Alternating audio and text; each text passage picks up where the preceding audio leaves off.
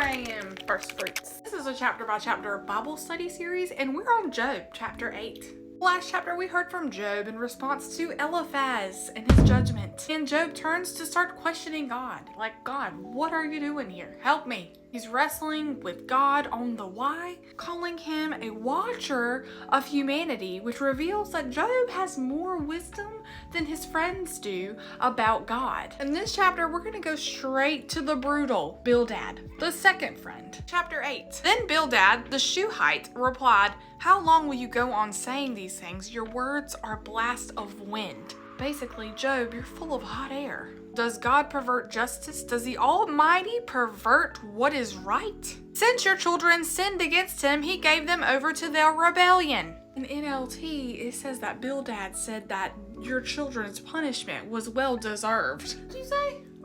Bildad's advice is already proving to be worse than useless. And presuming that someone is guilty without actual proof is unrighteous judgment. Verse 5, but if you earnestly seek God and ask the Almighty for mercy, if you are pure and upright, then he will move even now on your behalf and restore the home where your righteousness dwells. Then, even if your beginnings were modest, your final days will be full of prosperity. Full of prosperity?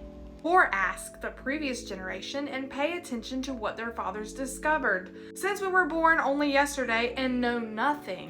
For someone who was born yesterday and knows nothing claims to know a lot in this speech. And if this were true, when it says in 7, then even if your beginnings were modest, your final days will be full of prosperity, then that's backing the prosperity gospel, which is not biblical. He's also asking to look back at the previous generations, at previous traditions. Eliphaz is appealing to his experience and a dream he had, and then Bildad is basing his theology off tradition in the past. Verse 11, does papyrus grow where there's no marsh? Do reeds flourish without water?